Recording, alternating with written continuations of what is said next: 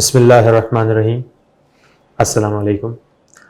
Mohammad Ali Jinnah university के platform से मैं सैयद सिकंदर शराजी आपकी खिदमत में हाजिर हूँ। आज का हमारा पैनल डिस्कशन सब्जेक्टिव बेस्ड है और हमने एज ए सब्जेक्ट के तौर पे मैथमेटिक्स को चूज़ किया है।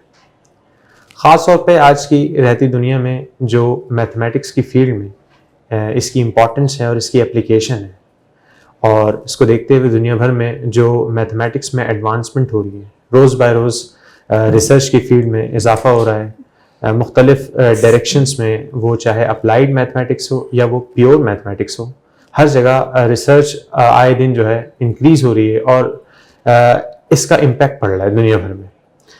तो इसकी वजह से हम ये देखेंगे कि हमारे यहाँ पाकिस्तान में मैथमेटिक्स में क्या एडवांसमेंट है, क्या इश्यूज़ हैं बच्चों में कि वो मैथमेटिक्स की फील्ड में इंटरेस्ट नहीं ले रहे हैं, और इस वक्त क्या क्या वजूहात हैं जो कि हम रुकावट पैदा कर रही हैं, जो कि हम आगे मैथमेटिक्स की फील्ड में किस तरह आगे इम्प्रूवमेंट करें। इस पैनल डिस्कशन के लिए हमने जिस मेहमान को मदऊ किया है वो डॉक्टर आसिफ रज़ा ख़ान है। डॉक्टर आसिफ रज़ा ख़ान ने एज ए लेक्चरर के तौर पे university of Karachi department of mathematics को 2007 में ज्वाइन किया। इससे पहले आपने 2002 में अपनी MSc as a gold medal के तौर पे रिसीव की, और उसके बाद फिर आपने मुख्तलिफ निजी यूनिवर्सिटीज़ और कराची यूनिवर्सिटी में एज ए कोऑपरेटिव और लेक्चरर के तौर पे पढ़ाया। 2007 में आपने अपने करियर का आगाज़ कराची यूनिवर्सिटी से करने के बाद 2009 में आपने पीएचडी के एडमिशन के लिए Abdul Salam school of mathematical sciences का रुख किया, और 2009 टू 2014 तक आपने अपनी पीएचडी वहाँ पे कंप्लीट की, जिसमें आपने एनालिसिस की फील्ड, ख़ास तौर पे मैथमेटिकल इनइक्वालिटीज़ को अपने मकाला का टाइटल बनाया, और इसमें आपने मैथमेटिकल इनइक्वालिटीज़ में जो मुख्तलिफ एडवांसमेंट हो सकती थी आपने उस पर एज अ रिसर्च वर्क पे काम किया। Abdul Salam school of mathematical sciences से वापसी के बाद आपने 2014 में अगेन यूनिवर्सिटी ऑफ कराची को एज असिस्टेंट प्रोफेसर के तौर पे ज्वाइन किया, और 2014 से लेकर अब तक आपकी जो कंट्रीब्यूशन रही है ख़ास तौर पे मैथमेटिक्स में और मैथमेटिक्स की फील्ड में, स्पेसिफिकली मैथमेटिकल इनइक्वालिटीज़ में आपने जो काम किया है, इसमें आपने अब तक ऑलमोस्ट 41 स्टूडेंट्स को मकाला लिखवाया, जिसमें 6 इनके पीएचडी स्टूडेंट्स हैं और बाकी अदर इनके एमफिल स्टूडेंट्स हैं। इसके साथ साथ आपने ऑलमोस्ट 70 रिसर्च आर्टिकल्स पे काम किए, जिसमें से 57 आपके पब्लिश्ड हैं, बाकी अदर एक्सेप्टेड हैं। इसके साथ साथ आपने 2 बुक भी पब्लिश की, और बाकी अदर 2 से 3 बुक्स इनकी पाइपलाइन में हैं। सर, हम आपको अपने इस मीडिया स्टूडियो में खुशामदीद कहते हैं। Thank you very much, and first of all I would like to thank you and Maju to invite me as a guest. Sir, आपका विजन और टारगेट क्या था? क्या आप एसएमएस से विजन लेकर आए थे कि आप इतने कम अरसे में ऑलमोस्ट 41 स्कॉलर्स को आपने मकाला लिखवाया, जिसमें से 6 आपके ऑलमोस्ट पीएचडी हैं और बाकी अदर एमफिल स्टूडेंट्स हैं, तो इतने कम अरसे में इतनी बड़ी अचीवमेंट एज ए स्कॉलर के तौर पे, तो इसके बारे में कुछ हमें ज़रा बताएं। देखें, सबसे पहली बात तो ये कि जहाँ तक पीएचडी का ताल्लुक़ है, तो मेरी जो मेन मोटिवेशन वो ये थी कि इस साल मैंने कराची यूनिवर्सिटी ज्वाइन किया था 2014 में एज एन असिस्टेंट प्रोफेसर। उसी साल कराची यूनिवर्सिटी में एक एनुअल फंक्शन होता है टीचर सोसाइटी का, तो वहाँ पर एक साहब को 5 पीएचडी कंप्लीट कराने के ऊपर अपने स्टूडेंट्स को एक शील्ड और एक ऑनर दिया गया था। तो मुझे बड़ी मोटिवेशन मिली कि मैं भी एक दिन स्टेज पे आऊँ और मुझे भी शील्ड मिले। तो इसलिए मैंने वहाँ पे टारगेट बनाया कि इस साल में मैंने कम से कम 5 पीएचडी कंप्लीट कराने हैं, और अल्हम्दुलिल्लाह I am very much successful in my target, और एक साल में मैंने 5 पीएचडी कंप्लीट कराया अल्हम्दुलिल्लाह। और जहाँ तक एमफिल का ताल्लुक है, तो इसके लिए मैं ये बताना चाहूँगा कि जिस टाइम मैं पीएचडी कर रहा था अपने सुपरवाइजर के साथ, प्रोफेसर यासिर पिचारे जो क्रोशियन है, तो बहुत डेडिकेटेड प्रोफेसर है, उन्होंने मुझे काम कराना शुरू किया, पीएचडी कराना शुरू किया। और जब मैंने पढ़ा, रिसर्च की, तो मेरे पास अपने काम के अलावा भी आइडियाज आने शुरू हो गए। ठीक है, अपने काम के साथ साथ थोड़ा आइडियाज आने शुरू हो गए, मैंने इस पर भी काम करना शुरू किया। अपने सुपरवाइजर से मैंने कहा कि सर मेरे पास एक आइडिया है टाइम स्केल का, हम उसके ऊपर काम करते हैं, 1-2 पेपर करते हैं। सर ने मुझे जो है बड़ी एक वो दिया, उन्होंने एक वार्निंग सी दी कि एक काम नहीं करते हैं, अच्छा काम करते हैं कि आपका पीएचडी साइड में रखते हैं और हम सिर्फ रिसर्च आर्टिकल्स लिखते हैं बैठ के। मैं कहता तो बहुत ही घाटे का सौदा है। कि पीएचडी की डिग्री लिए बगैर चला जाऊं मैं। फिर मैंने ये काम किया कि जो मुझे रिसर्च आइडियाज आते गए वो मैंने लिख लिख के रखना शुरू कर दिया। आधे रिसर्च पेपर लिख रहा, उसका आइडियाज लिख लिख के उसको सेव कर लिया ताकि जाया ना हो, और फिर लिख के रखना शुरू कर दिया। उसका मुझे फायदा ये हुआ कि पीएचडी के बाद वो सारे आइडियाज मेरे स्टूडेंट्स के काम आए, और अल्हम्दुलिल्लाह मैंने 35 एमफिल कंप्लीट करा चुका हूँ मैं, और अभी भी पाइपलाइन में तकरीबन 12-13 स्टूडेंट एमफिल और पीएचडी कर रहे हैं अल्हम्दुलिल्लाह। ये एक बड़ी अचीवमेंट है सर, और ये एक बड़ी मोटिवेशन है बाकी अदर स्कॉलर्स के लिए भी और स्टूडेंट्स के लिए भी। आपकी फील्ड मैथमेटिकल इनइक्वालिटीज, तो इसके बारे में कुछ डिटेल बताएं कि मैथमेटिकल इनइक्वालिटीज क्या है, आपका इसमें इंटरेस्ट कैसे डेवलप हुआ, तो इसके बारे में जरा आगाह करें। तो इनइक्वालिटीज के बारे में आम बंदा तो जानता ही है कि कम और ज्यादा जो होता है इसके अंदर आप इनइक्वालिटी एस्टैब्लिश कर सकते हैं, चीज कम है चीज ज्यादा है, तो वो तो आम बंदे को भी पता है। क्योंकि हम टेक्निकली टर्म्स में अगर बात करें स्पेसिफिकली मैथमेटिकल इनइक्वालिटीज की, तो उसकी अगर हम स्पेसिफिकली डेफिनेशन के ऊपर जाएं तो it is some sort of it is a partial order relation defined on a set non empty set with relation less than और इक्वल टू। तो रियल लाइन में तो हमें नेचुरली हमें पार्शियल ऑर्डर रिलेशन मिल जाती है, क्योंकि रियल लाइन की डेफिनेशन ये होती है it is complete ordered field. तो ऑर्डर प्रॉपर्टीज मौजूद होती है, कोई सी भी रियल लाइन पे 2 नंबर लेंगे इसमें रिलेशन पाई जाएगी, इसको ट्राइकोटोमी प्रॉपर्टी आमतौर पर कहा जाता है। बच्चों को भी मैट्रिक क्लास में पढ़ाया जाता है ट्राइकोटोमी प्रॉपर्टी, कि कोई से भी 2 रियल नंबर लिए जो कंपेरेबल होते हैं, या तो वो बराबर होंगे या एक नंबर छोटा होगा दूसरे से, या दूसरा नंबर छोटा होगा पहले से। ठीक, तो ये ट्राइकोटोमी नेचुरली आपको जो ऑर्डर प्रॉपर्टी रियल नंबर्स में पाई जाती है। लेकिन बाद औक़ात ऐसी चीजें ऐसी जगह में मिल जाती है जहां पर ये ऑर्डर रिलेशन आपस नेचुरली नहीं मिलता, जैसे कॉम्प्लेक्स नंबर है तो 2 कॉम्प्लेक्स नंबर को हम कंपेयर नहीं कर सकते कौन सा छोटा है कौन सा बड़ा है। या वेक्टर स्पेसेस में चले जाए हम, तो वहां पर हम 2 वेक्टर्स को कंपेयर नहीं कर सकते कि कौन सा वेक्टर छोटा है कौन सा बड़ा है। ठीक, जैसे इसकी अच्छी एग्जांपल आरएन लेना, आरएन स्पेस अगर हम ले लें, ठीक है, तो वहां पर हम क्या करते हैं, फिर हम वहां पे इनइक्वालिटी एस्टैब्लिश करने के लिए हम पार्शियल ऑर्डर रिलेशन यूज करते हैं। सही, तो हम 2 तरह क्लासिफिकेशन कर सकते हैं। रियल लाइन पे हम नेचुरली ऑर्डर रिलेशन मिल जाती है, और जहां नहीं होती वहां पे हम अपनी मर्जी से पार्शियल ऑर्डर रिलेशन डिफाइन करते हैं ताकि उसके ऊपर इनइक्वालिटीज को स्टडी कर सके। क्या इंटरेस्ट कैसे डेवलप हुआ आपका सर इनइक्वालिटीज के ना मैथमेटिकल इनइक्वालिटीज में? इंटरेस्ट डेवलप हुआ कि जब मैं एसएमएस में गया तो बहुत सारी फील्ड्स में डिफरेंट लोग काम कर रहे थे, कुछ फील्ड में, कोई डिस्क्रीट में, कोई ग्राफ थ्योरी के अंदर, कोई एनालिसिस में, कोई अलजेब्रा में, इस तरह बहुत से लोग काम कर रहे थे वहां पर। तो मैंने देखा कि लोगों ने बड़ी बड़ी मुश्किल फील्ड में काम स्टार्ट किए, और फिर हुआ ये कि जब सुपरवाइजर पीएचडी करा के वहां पे सारे फॉरेन फैकल्टी आती है 100%, और ज्यादातर वो बाहर कंट्रीज से आते हैं, वो टेम्परेरी तौर पर पीएचडी करा के स्टूडेंट्स को चले जाते हैं। ठीक है, तो कुछ लोगों को प्रोफेसर ने पीएचडी कराया मुश्किल फील्ड्स के अंदर, और करा के चले गए, तो देखा कि स्टूडेंट वहीं के वहीं खड़े रहे, आगे काम नहीं कर सके मुश्किल फील्ड्स के अंदर। इसके अलावा ये भी हुआ कि या तो फिर उन्होंने फील्ड चेंज की काम करने के लिए, तो मैंने कहा ऐसी फील्ड मैं चूज करूं जिसमें मेरा इंटरेस्ट भी हो, जिसमें मैं इंडिपेंडेंटली काम भी कर सकूं। मैं ये नहीं कहूंगा कि ये जो मैथमेटिकल इनइक्वालिटी आसान फील्ड नहीं कहूंगा मैं, इसमें आसान से आसान काम भी मौजूद है और मुश्किल से मुश्किल काम भी मौजूद है। ठीक है, तो इसमें फिर मैंने ऐसा काम चूज किया है कि जो मैं इंडिपेंडेंटली इसमें इंटरेस्ट भी हो मेरा, और मैं इंडिपेंडेंटली काम भी कर सकूं। अल्हम्दुलिल्लाह प्रोफेसर के यानी कि पीएचडी कंप्लीट कराने के बाद मैंने इंडिपेंडेंटली ये 5 स्टूडेंट जो मेरे पीएचडी का है ये इंडिपेंडेंटली मैंने कहा, इसमें मेरे सुपरवाइजर का कोई हाथ नहीं है। कोई कह सकता है कि अब बच्चों के बच्चे पाल रहे हैं, ऐसा कुछ नहीं है। इसमें आप देख लें किसी पीएचडी के स्टूडेंट के साथ में सुपरवाइजर कोई पेपर भी नहीं है। सही, उसके बाद सर ने मुझे ऑफर की थी कि अब मैं तुम्हारे स्टूडेंट के साथ भी मैं हेल्प कर सकता हूँ, तो मैं 1-2 स्टूडेंट के साथ काम करना शुरू किया है 5-6 पीएचडी होने के बाद। सही, ये सर हम ये देखते हैं कि मैथमेटिक्स की फील्ड में पाकिस्तान में कोई मेजर ब्रेक थ्रू नहीं है, क्योंकि हम दुनिया भर में देखते हैं आए दिन कोई बड़ी ब्रेक थ्रू मिल रही होती है मैथमेटिकल फील्ड में, अदर मैथमेटिकल फील्ड में बहुत बड़ी फील्ड है। यहाँ पाकिस्तान में क्या वजह है कि कोई मैथमेटिक्स की फील्ड में इतनी कोई मेजर ब्रेक थ्रू, कोई मेजर कंट्रीब्यूशन नहीं हो रही? इसकी 2-3 रीजन कह सकते हैं। इसका मेन रीजन ये है कि हमारे वहाँ जो अर्ली एज डेवलपमेंट है स्टूडेंट्स की वो उतनी अच्छी नहीं है। प्राइमरी स्कूल के अंदर स्टूडेंट पे इतनी ज्यादा मेहनत नहीं की जा रही, इस तरह डेवलपमेंट नहीं की जा रही, और उनको उस तरह मोटिवेशन लेवल पे मोटिवेशन नहीं मिल रही, और मैथमेटिक्स तो बहुत ही बुरा हाल है। अब प्राइमरी लेवल की किताबें आप उठा के देखते हैं तो उसके अंदर असल चीज है कि इसके अंदर बहुत सारी मिस्टेक्स भी पाई जाती हैं।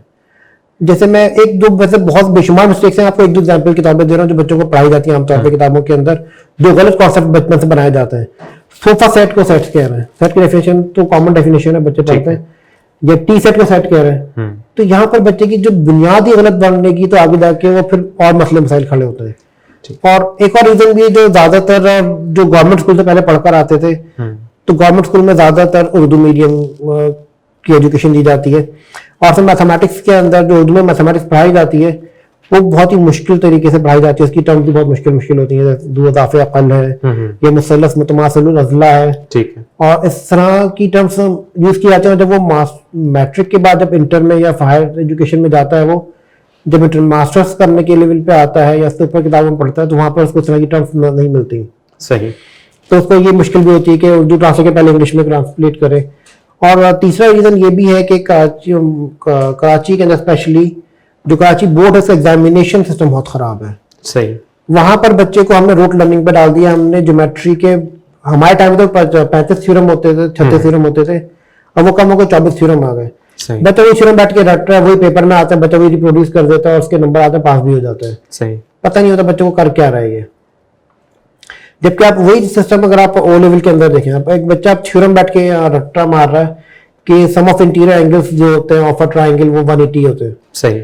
अब ओ लेवल का बच्चा वही काम प्रैक्टिकली कर रहा है, उसको दो साइड्स दे दी गई है ट्रायंगल की और तीसरा अननोन छोड़ दिया, फिर क्वेश्चन मार्क डाल दिया, एक्स लिख दिया कि फाइंड एक्स। सही, सही। अब बच्चे को जब तक ये नहीं पता कि इंटीरियर एंगल्स का सम 180 होता है, वो फाइंड एक्स नहीं कर सकता, सॉल्व नहीं कर सकता ट्रायंगल। तो वो बच्चा प्रैक्टिकली कर रहा होता है, उसको ये बात याद हो जाएगी पक्के तौर पे कि 180 डिग्री जो है तमाम इंटीरियर एंगल्स का सम होता है, वो एक्स फाइंड कर लेगा इस तरह से। और हमारा बच्चा जो है वो रट्टे पे लगा हुआ था और फिर बच्चा जो ना आगे स्ट्रगल करता रहता है, फिर वो इंटरेस्ट खो देता असल में।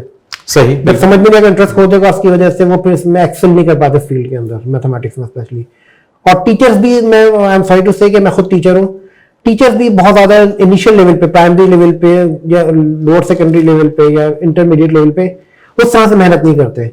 लोग अपने कोचिंग सेंटर चला रहे हैं, लेकिन बच्चे खाली बताते हैं कि कोई बच्चे कॉन्सेप्ट नहीं जाते, वो बताते हैं बेटा ये सवाल इंपॉर्टेंट है, ये कर लो, और ये सवाल फला एक्सरसाइज कितने सवाल इंपॉर्टेंट है, ये कर लो। ठीक है। उसको ये नहीं पता उसके पीछे थ्योरी क्या है, इसकी एप्लीकेशन कहाँ पर है, ये नहीं बताया जाता। सही, सही। यही सर, यही जो वजूहत है ये आगे चल के यूनिवर्सिटी में भी आती है। जो कि हम ये देख रहे हैं यूनिवर्सिटी में जो स्टूडेंट्स आ रहे होते हैं वो पैशन के साथ मैथमेटिक्स पढ़ने नहीं आते, और यही इसी से लिंक है कि क्या मेजर्स लिए जाएं अगर हम एज ए यूनिवर्सिटी में पढ़ा रहे हैं और एक बच्चा इस पूरे सिनेरियो से होके यूनिवर्सिटी में आ जाता है। अब यूनिवर्सिटी में आने के बाद उसको हमने क्या चीजें प्रोवाइड करनी कि उसमें मैथमेटिक्स के हवाले से इंटरेस्ट डेवलप हो, इसके हवाले से अभी कुछ दिन पहले मैं एक आर्टिकल पढ़ रहा था, उसका नाम था मैथमेटिकल रेजिलियंस। ठीक है। और उसके पीछे थ्योरी ये थी कि मैथमेटिक्स किसी भी लेवल स्टेज के ऊपर बंदा स्टार्ट कर सकता है और उसके अंदर एक्सेल कर सकता है। बहुत अच्छा आइडिया। तो ये मैथमेटिक्स ऐसा नहीं कि आप नाइटमेयर नहीं है कि बच्चा ने प्राइमरी लेवल पे नहीं पढ़ी, इंटरमीडिएट पे नहीं पढ़ी। अब जैसे हम एक बहुत बड़ी एग्जांपल है, लेबनीज का नाम अगर आपने सुना हो तो लेबनीज में बड़ा मैथमेटिशियन है, जबकि इसकी डिग्री मैथमेटिक्स ही नहीं थी। उसने 16 साल की उम्र में लॉ में पीएचडी किया था, मैथमेटिक्स बहुत बाद में स्टडी किया था उसने। ठीक है। उसके बाद मोटिवेशन मिली, मैथमेटिक्स पढ़ी। और आप जानते होंगे यकीनन के कैलकुलस के बानियों में दो नाम मेन आते हैं, तो न्यूटन का नाम आता है और दूसरा लेबनीज का नाम आता है। तो इतनी बड़ा ब्रेक थ्रू दिया था उसने उस टाइम पर, इंडिपेंडेंटली दोनों ने काम किया। कुछ कंट्रोवर्सीज चल रही है कि इन दोनों ने काम एक दूसरे का चोरी किया, किसी ने किसी का काम चोरी किया, लेकिन कंट्रोवर्सी की हद तक है। लेबनीज को मैं जनरल मैथमेटिशियन मानता हूँ, उसने ऑल्दो बहुत देर से काम स्टार्ट किया था लेकिन उसने काम किया था। तो अभी ये जिम्मेदारी टीचर्स के ऊपर आती है और उनके ऊपर आता है कि वो कितनी मेहनत स्टूडेंट पे कर रहे हैं, किस तरह मैथमेटिक्स को रियल लाइफ से कनेक्ट कर रहे हैं, उसकी एप्लीकेशन बच्चों को बता रहे हैं, उसको विजुलाइज कराना सिखा रहे हैं, बच्चे कैसे विजुलाइज करेगा। और मैं कहूँगा अगर टीचर, अगर जिस दिन से टीचर ने अनसीन पेपर देना शुरू कर दिया बच्चे को, रोट लर्निंग से निकाल लिया, बच्चे में डेवलपमेंट स्टार्ट हो जाएगी, बच्चा सोचना शुरू करेगा। बच्चे को पता है टीचर ने जो क्लास में लिखवा दिया बोर्ड पे, उसी में थोड़ा 19-20 का फर्क आकर के पेपर में दे देगा, बच्चा उसी को दिलो जान से रट्टा मारता है और वही पेपर में करता है, उसके नंबर भी 89 और 90 में आ जाता है, नंबर उसके 80s 90s के अंदर, और बच्चा खुद डिग्री लेके उसके बाद जब वो इंटरव्यू के लिए धक्के खा रहा होता है फिर उसको पता चलता है कि मैंने क्या किया है। सही। अगर देखते हैं रिसर्च की फील्ड में इन जनरल हम अदर एकेडमिक्स फील्ड्स को देख रहे हैं और साथ साथ स्पेसिफिकली अगर हम मैथमेटिक्स की फील्ड की बात करें तो आए दिन रिसर्च पेपर्स की भरमार है, हर आए रोज एक रिसर्च पेपर आ रहा है। क्या इस रिसर्च पेपर की वजह से फील्ड में कोई कंट्रीब्यूशन हो रही है, क्या कोई हमारी फील्ड में इम्पैक्ट पड़ रहा है, या फिर एक काउंटिंग्स बढ़ रही है? क्योंकि इस पे एक कंट्रोवर्सी है और काउंटिंग्स बढ़ने भी बहुत सारे लोगों को शिकायत है, तो इसके हवाले से आप क्या पॉइंट? मैथमेटिक्स में अगर आप समझे कि बायोलॉजी में जिस तरह इम्पैक्ट आता है उस तरह मैथमेटिक्स में इम्पैक्ट आएगा, या कंप्यूटर साइंस का जो इम्पैक्ट है कि हर 2 साल 3 साल के बाद उसकी किताबें चेंज हो जाती हैं, नई टेक्नोलॉजी आ जाती है। जब ये बहुत सारी एडवांसमेंट आईटी इंफॉर्मेशन टेक्नोलॉजी में जहाँ तक आप बंदा आगे जाता है, जिस तरह आप नई डेवलपमेंट आती है, हर दफा उनकी चीजें बहुत तेजी से इम्पैक्ट आ रहा होता है, कंप्यूटर साइंस का, आर्टिफिशियल इंटेलिजेंस और उस तरह की चीजों का। इस तरह का इम्पैक्ट मैथमेटिक्स में नहीं होता। मैथमेटिक्स में जो है ना, अगर आप कोई 50 साल पुरानी किताब भी देखेंगे और आज की किताब भी उठा के देखेंगे, तो थ्योरी में कोई बहुत ज्यादा मेजर डिफरेंस नजर नहीं आएगा आपको। कोई बहुत ही माइनर सा इम्पैक्ट नजर आएगा, थोड़ा बहुत, इतना ज्यादा इम्पैक्ट नहीं होता। इसलिए पेपर, रिसर्च पेपर्स जो होते हैं, उसका इम्पैक्ट चाहे कम हो लेकिन इम्पैक्ट होता है। अब ये नहीं कह सकते कि रिसर्च आर्टिकल्स आने के इम्पैक्ट नहीं होगा, क्योंकि लोग डिस्कवर करेंगे पहले, जब जो प्योर मैथमेटिशियन काम करते हैं, थ्योरी डेवलप करते हैं, फिर कुछ साल के बाद वही थ्योरी अप्लाइड साइंस में, अप्लाइड साइड पे चली जाती है, अप्लाइड साइंस वाले उसको यूज कर रहे होते हैं, अप्लाइड मैथमेटिशियन, फिजिसिस्ट यूज कर रहे होते हैं, तो अप्लाइड साइड पे चली जाती है। तो थ्योरी अगर नहीं डेवलप होती तो अप्लाइड साइड पे कैसे जाती? तो इम्पैक्ट आता है बहुत। अब फॉर एग्जाम्पल, अगर आप बूलियन से पूछते हैं कि आप बाइनरी सिस्टम पे काम कर रहे हैं, 0-1 पे, इसका फायदा क्या है, उस टाइम तो वो बंदा गम में मर जाता है कि मुझसे क्या बात पूछ रहे हैं ये लोग। सही, लेकिन आप कंप्यूटर साइंस वाले पूछ लें, आज वो जिंदा नहीं आ सकते अगर 0-1 से ले लिया जाए, क्योंकि मशीन को आप जो भी सामने उसके फारसी अभी बोले समझ में नहीं आएगी, उसको मशीन को सिर्फ ये बात समझ में आएगी कि करंट आ रहा है या नहीं आ रहा। सही, करंट आ रहा है इसका मतलब 1 वैल्यू ले रहा है, करंट नहीं आ रहा मतलब 0 वैल्यू ले रहा है, और इसी कॉम्बिनेशन की मदद से आप उससे सारा काम लेते हैं। तो ये बात जो इम्पैक्ट आता है, बात का हम भी हमसे कोई पूछते हैं कि आप जो आज काम कर रहे हैं इसका फायदा क्या है, मैंने कहा जरूरी थोड़ी कि आज फायदा नजर आए, हो सकता है कि 50 साल के बाद, 80 साल के बाद इसका फायदा नजर आए आपको। मैथमेटिक्स का इम्पैक्ट बहुत देर से आता है, लेकिन जब इम्पैक्ट आता है तो बहुत सॉलिड इम्पैक्ट होता है उसका, क्योंकि फिजिक्स या बाकी साइंसेस में ये होता है कि उनकी थ्योरी मुस्तकिल खतरे में होती है कि नई थ्योरी आएगी तो ये खत्म हो जाएगी। मैथमेटिक्स में ऐसा नहीं होता। मैथमेटिक्स में अगर आपने सही तरह से चीज प्रूफ कर दी तो आप क़यामत कायम रहेगी इंशाअल्लाह ताला। आपने करसे यूनिवर्सिटी में पढ़ा है, एज एन एजुकेशनलिस्ट के तौर पर पाकिस्तान में एजुकेशन का मेयार क्या देख रहे हैं आप? फ्यूचर में आपको क्या होप है, क्या एजुकेशन में क्या कंट्रीब्यूशन हो रही है, क्या तरक्की हो रही है, इसके बारे में कुछ बताएं। नहीं, जब से मैं पढ़ाना शुरू किया, शुरू में उसमें तो काफी अच्छी क्वालिटी आती थी। जब तक कंप्यूटर, मोबाइल और मोबाइल वगैरह इतने ज्यादा कॉमन नहीं थे, जिस टाइम पढ़ाना शुरू किया था, तो स्टूडेंट्स अटेंशन देते थे, पढ़ाई को तवज्जो देते थे, किताबें पढ़ते थे, किताब के फॉर्म में पढ़ते थे। ठीक है। आजकल का बच्चा जो है वो सोशल मीडिया ने उसको इतना ज्यादा उसका टाइम वेस्ट कर रहा है सोशल मीडिया, कि उसको जो है ना वो व्हाट्सएप भी चेक करना है, फेसबुक भी चेक करना है उसने, और भी 10 तरह के सॉफ्टवेयर अवेलेबल है उसने, वो भी उनको भी टाइम लगा देना है इससे। और दूसरी बात ये डिस्ट्रैक्शन बहुत ज्यादा है। अब हमारे टाइम में क्या होता था, हम एक लैम्प के सामने बैठ के 6-6 घंटे एक सिटिंग में पढ़ लेते थे। ठीक है। अब बच्चा ऐसा नहीं है, बच्चा 5 मिनट पढ़ना मुश्किल होता है, उसके बाद एक 5-5 मिनट के अंदर उसके बाद कोई मैसेज आ रहा है, कोई व्हाट्सएप आ रहा है, कोई ईमेल चेक करना है। अब मेरे साथ भी आमतौर पर ऐसा होता है, मैं तो अपनी उम्र गुजार चुका हूँ, अब मुझे भी कोई काम करना होता है, मोबाइल उठाता हूँ तो 10 काम नजर आते हैं, क्या ये मैसेज आ गया, किसी का मिस कॉल आई हुई है, किसी की ईमेल चेक करनी है जी, तो उसमें डिस्ट्रैक्शन बहुत ज्यादा है। बच्चा एक सिटिंग में बैठ के पढ़ नहीं सकता। ठीक है। और दूसरी चीज ये कि बच्चा जो है, किताब के नाम पे पीडीएफ पकड़ा दी गई बच्चे के हाथ में। सही। पहले बंदा जाता था लाइब्रेरी किताब ढूंढता था, पढ़ता था, वो पीडीएफ फ्री में मिल गई तो उसकी कदर भी कोई नहीं है। और फिर पीडीएफ में जो है ना, बच्चा फिर पेज पलटने की हिम्मत नहीं करता, वहीं पे देखा उसने, और वो पतला, वो लर्निंग नहीं है जो हमारे टाइम में होती थी या से पहले होती थी। जो लैब की रोशनी में बैठ के पढ़ाई होती थी, उसको आप पीडीएफ से कंपेयर नहीं कर सकते। मोहम्मद अली यूनिवर्सिटी में आप आए, हमने यहाँ पे 2 अभी इम्पोर्टेंट प्रोग्राम शुरू किए, तो बीएस इंग्लिश का प्रोग्राम शुरू किया और एक बीएस एजुकेशन का प्रोग्राम शुरू किया। इसके हवाले से आप अपने ख्यालात का इज़हार करेंगे। नहीं, माशाल्लाह बड़ा अच्छा इनिशिएटिव है, क्योंकि जो भी नया काम किया जाए, क्योंकि चेंज लाजमी चाहिए इंसान को, क्योंकि अगर बंदा चेंज आएगा तो उससे बंदा जिंदगी और बढ़ती है, और बंदा एक अच्छी चीज है। अगर आप पॉजिटिव डायरेक्शन में, हर चीज के पॉजिटिव नेगेटिव पहलू दोनों होते हैं, अगर पॉजिटिव लेके जाए आपने क्वालिटी को एजुकेशन और देना, तो ये बहुत बेस्ट काम है। आज हमने ओवरऑल एक पैनल डिस्कशन पे जो ओवरऑल डिस्कशन की, जिसमें मैथमेटिक्स और इसकी इम्पोर्टेंस और जो इश्यूज हमारे यहाँ पाकिस्तान में स्टूडेंट्स फेस कर रहे हैं मैथमेटिक्स के हवाले से, और इसकी जो भी कंट्रीब्यूशन खासतौर पर रिसर्च वर्क में हो रही है, ओवरऑल हमने अपने एक्सपर्ट, अपने पैनलिस्ट से इस पर ओवरऑल बातें की, और डॉक्टर आसिफ रजा खान ने काफ़ी अच्छे पॉइंट्स रेस किए, और अगर इस पॉइंट्स को हम इन पे गौर करें और इस पे हम काम करें तो मज़ीद इम्प्रूवमेंट्स हमें मिल सकती हैं। तो हम उम्मीद करेंगे कि सर का साथ हमें आगे भी मिलेगा, और हम आगे भी मुख्तलिफ प्रोग्राम्स में सर को मदद करेंगे, और जो भी रिलेटेड इश्यूज़ हैं हम उस पर डिस्कशन करेंगे। For the time being that's all for today. Thank you.